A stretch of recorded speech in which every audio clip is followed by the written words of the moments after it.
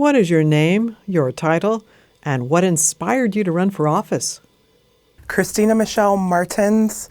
My title, current job, is the at-large Bellingham City Council member. And what really truly made me run for office was not feeling very comfortable in or having overwhelming confidence in any of the other candidates available for the issues that I suffer from, and to advocate for and really bring to the table and start working on the issues that most of the people I know are dealing with. Just not a lack, as far as I could tell, a lack of diversity for people to bring solutions to the table, and unfortunately not having suffered from as many afflictions as I have. What are you most proud of in your career? Oh boy, being the first Black woman to serve on Bellingham City Council is pretty high up there, but in tandem, I would say actually, tied for first was being a co-founder for the Whatcom Racial Equity Commission. The County Council has decided that the jail should be located in Ferndale. Do you agree? If yes, how will you get this project passed? My personal lingering concern and having it on such a wide open area in Ferndale is just the ability to keep adding on and kind of being distracted by the easy way out of helping people and not building affordable housing, essentially just creating more beds in the jail and criminalizing poverty to a certain degree. I do believe we need a new jail, or we need a severely updated one, because the current one has been allowed to fall in such disrepair. In a dream perfect world, I really appreciate the location of the downtown, the current downtown jail, and would have really liked to see a collaborative effort on maintaining, on updating and getting that space to code, and not even just to code, but to more of a rehabilitation vibe and center over just imprisonment, because the access to services in that location is so wonderful. But that's something that has really just fallen on deaf ears with such a sparkling passion to just build a new jail. There are a lot of different tools to tackle homelessness, but we don't have endless funding. What do you think is the most effective tool deserving county support? What is your top priority for tackling homelessness? I think the one thing that gets left out of the conversation in how we assist people experiencing homelessness is the people actually doing the assisting. And I think that the pay scale across the nation has been laughable to a certain degree, especially for a job that is not one you just get to clock out of at 5 o'clock.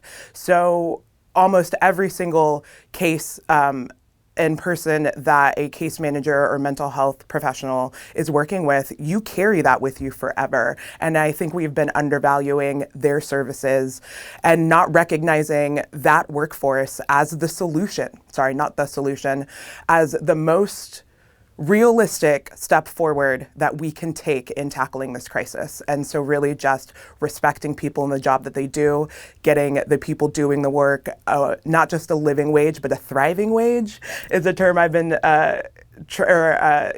trying to coin. And also having more positions open. We're trying to we're trying to offer every service available, but with just a small staff, and they're burnt out. It's been an incredible 4 years for anyone who is actually on the ground doing the work. And so valuing them first, I think, is the most realistic and effective step that we can take. Downtown businesses have struggled through the pandemic and the growing impacts of our unhoused community. How will you support our downtown businesses? I think the easiest way, and the one that has not been talked about at all, and as far as the circles that I have been a part to with elected officials or city administration and staff, is a community center. We don't really have a draw for people to come downtown and hang out downtown and build actual community. And so with another community member, we actually have a dream of taking the city-owned location at the bottom of the commercial street parking garage and turning that into a community center.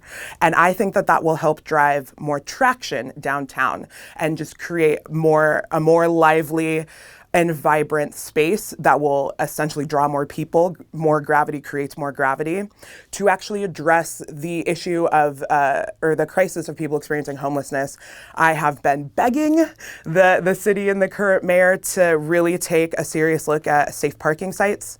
And I have been trying to get that up and running, honestly, since last June, and have just really run into a lot of brick walls in having the idea of it be really undervalued.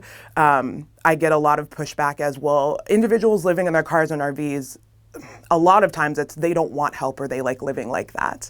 And while that may be true, I think there is definitely a population of the recent those who recently became homeless, with the Whatcom point in time count for this year pointing out that we've seen a 27% increase and a big increase in families who are experiencing homelessness. That seems like such a low barrier step forward in addressing a lot of issues. We get so many council emails about illegal vehicle parking currently because there is just nowhere else to go. So I think providing a safe space and working in small batches to a certain degree. A lot of safe parking sites start with like 40, 60, 100 open spots, and I think we start small, 12. Let's see if it works, and let's see if this is a new pathway that we can help people exit homelessness, and for that demographic that it will work for. We haven't tried it at all, so we don't know. We don't know that it doesn't work. I'm very hopeful that it will work, and it is showing promising signs in a lot of other communities. Again, and then when it comes to specifically addressing people experiencing homelessness of being just around town, again, bulking up our services and the people creating those lifelines to engage with them is the largest and most comprehensive answer I think we have to all of our issues about people experiencing homelessness here locally. We've seen a growing emphasis on bike and pedestrian improvements in places around town, as well as an increase in car-pedestrian accidents in other spots. Do you see Bellingham as a safe community to walk in? Do you think the new bike measures are working? This is such a loaded question because I'm from San Diego, California. Like, you take your life into your hands when you're a pedestrian or in a car. It is just utter chaos all the time everywhere. I personally think that Bellingham is a great location. I am actually part of a one-car household and spend most of my time walking and taking the bus around town in general. And I've had no issues over the past 4 years personally. Where I think that we are definitely lacking is providing safe routes to school. The Happy Valley neighborhood has a huge issue with a bus stop being on a road that doesn't have a sidewalk. And they have been trying to elevate those concerns, I believe for 5 to 6 years right now. And the community is being told it's on the list, but the list itself is 6 years long. So I think that we could definitely be prioritizing where we're building new infrastructure for safer pedestrian travel by making sure that we are protecting the most vulnerable first. I personally am very interested to see the results of taking the on-street parking off of Eldridge. And that unto itself has been quite the conversation in the community, and putting in bike lanes. The community members or the residents who live on that street do not believe that putting in the bike lanes with the pillars was going to help slow down traffic at all. On that note, I don't have a background in that, but Public Works thinks that this is the best way forward, and to a certain degree, I really do. For some things, have to rely on what they're saying, especially when they're subject matter experts on something that I'm definitely not. And I believe on the docket coming up for council eventually in the near future is an overview of speed limits across all of Bellingham City. And I would definitely be in favor of lowering them across the board. And I get the feeling that there's definitely a lot of room for discussion in that in general. I forget the stat off the top of my head, but I think every increase in 10 miles an hour then like exponentially opens the chance for some sort of accident. So if we can lower it across town altogether and in a town that is so small, and then people complain about sitting in 15-minute traffic, and I'm just like, oh, enjoy it while we have it. Ooh.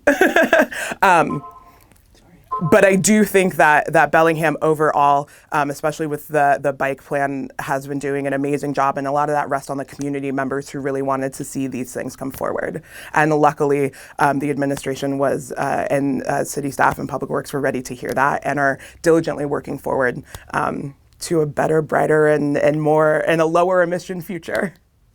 Bellingham has a continued burden of growth that's outstripping our ability to maintain and increase capacity to meet demand.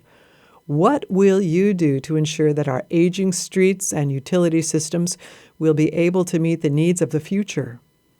In the 17 months I've been on City Council, I will say that the Public Works Department is doing a very good job of identifying low-hanging upgrades that we can be doing as we're doing other services, as they're doing the quiet rail crossing in downtown currently. They're also making sure to drop the fiber that we would need to make sure that we have a more inclusive and accessible fiber network in Bellingham. I'm not very worried about Public Works, and from what I can tell, we could definitely be folding in a little bit more climate conscious development, but with the condition of a lot of the public utilities and the way that they were built first time around, and maybe a more laissez-faire idea of keeping them updated and really replacing them as needed. As far as I can tell, and with the projects that do come across our desk as a council member currently, I think they're doing great. And we have so many other things to worry about. Bellingham continues to try to embrace its role as a diverse community. What does that mean to you? And as mayor, how will you ensure that everyone feels welcome in our city? I mean, out the gate, I cheated a little bit on this one and got a head start. The Watt Commercial Equity Commission, when we came up with that idea, myself and Sue Ling Zhao and Heather Flaherty of Chuckanut Health Foundation, that was our answer then before I was an elected official here locally as to how we're trying to combat that. I will say every single council meeting I have attended in person, because we were under COVID protocols until November of last year, I believe, I do feel like I'm starring in my own short film of Get Out.